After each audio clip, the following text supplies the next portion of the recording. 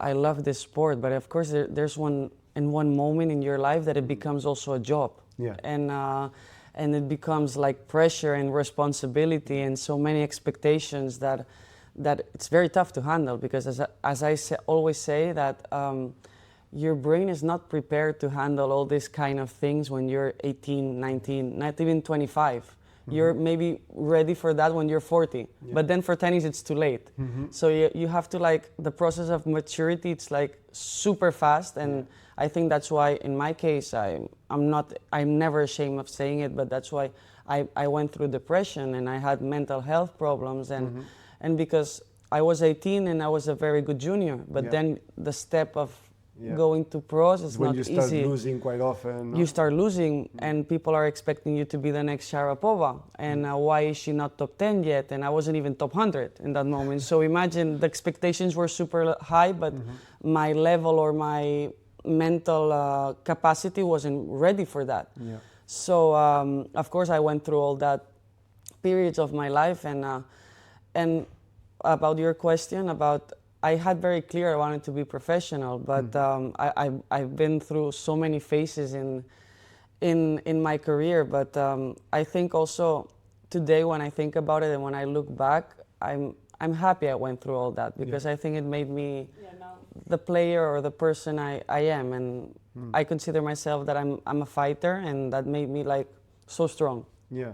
Yeah, you learned the lesson the hard way, right? So maybe now... Unfortunately, yes. Yeah, it's easier to handle success, this outside pressure. Because at the end, there's a big amount of cases of people who got some success quite early, and like the pressure was so big that they cracked and they never were able to kind of come back. So getting through it is not easy at all. It's not. And for me, like, I love to see like careers, in her case also, Caro, like to see careers that they were like so high and then you go like low again, but then you're able to like come back and get like come back a situation that it's super tough. And for me, I even like sometimes, of course, we see great champions. Oh, I want to be like Novak Djokovic, the GOATs, but it's like almost so perfect, their career. But I admire more like careers that I have been like the highs and the lows have been very tough, but we try to handle it, no? And we get stronger. Yeah. So.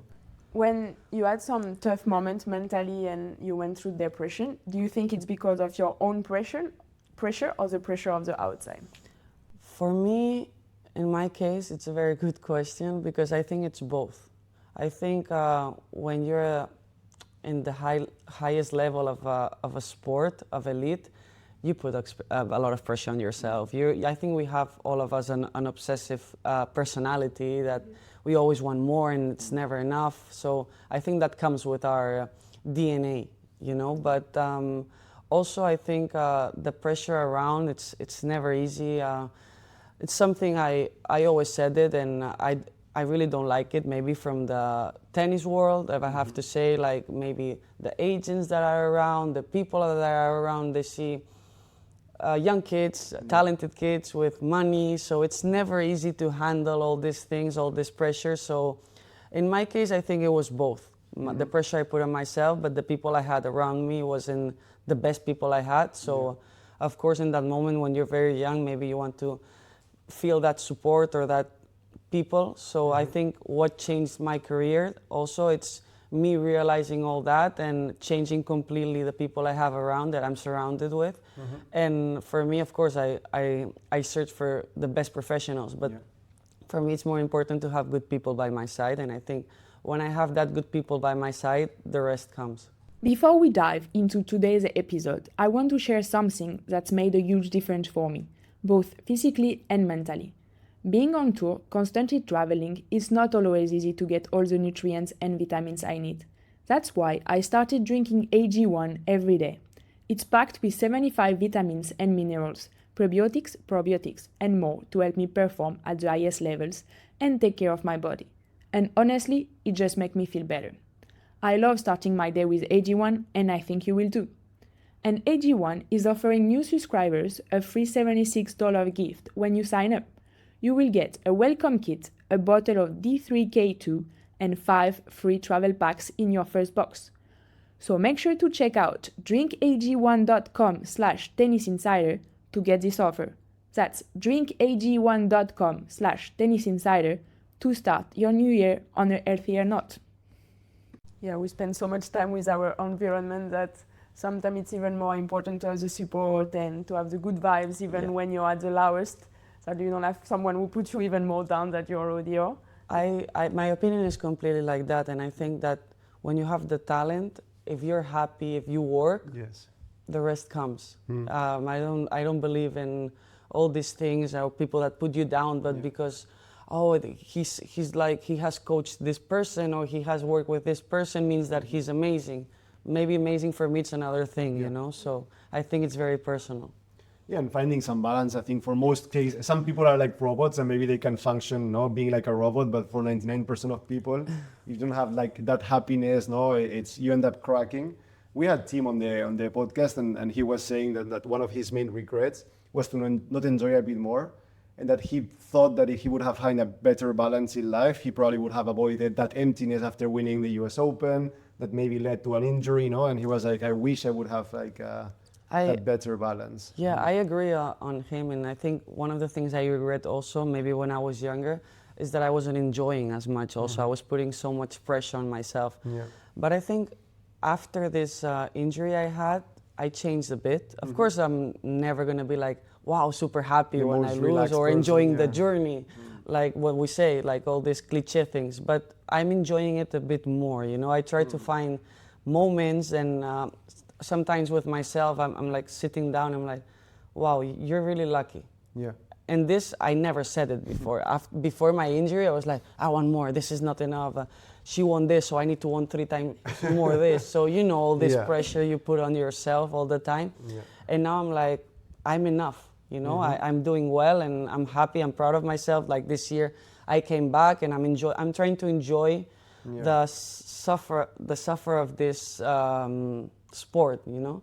So I think also the injury, I learned the hard way again, helped me a bit.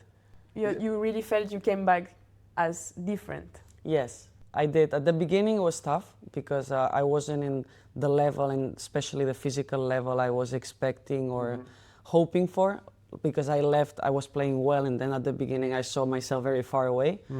But I accepted that, and slowly I started to feel myself again better.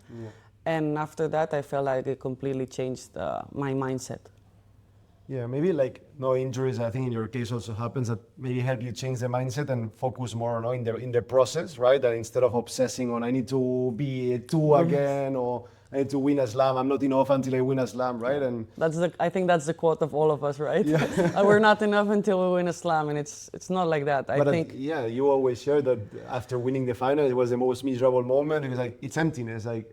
It doesn't fill me this, you know. Because then they ask for more. Yeah. It's not enough, and now you're gonna do a semifinals, and it's gonna be a disaster. Yeah. And it's why you don't win another WTA finals, and it's always more and more and more. Yeah. And the same was in my case when I was on the top, and I won Indian Wells and number 2. No, but why you're not number 1? Yeah. I'm trying, but I wish I could. This is my limit at the moment, no? Yeah, that moment I cannot. I'm giving my 100%. But I think, I think that's the tough part also of the sport, that it's never enough. Yeah. When you started to play well at the top, you raised at the end to number 2 very quickly with a couple of very good tournaments in a row. How was it to win your first 1000 in Indian Wells? For me, it was amazing. But I remember in that moment, you don't even realize what's happening. But after a while, I started to see what I did, and I was very proud of myself.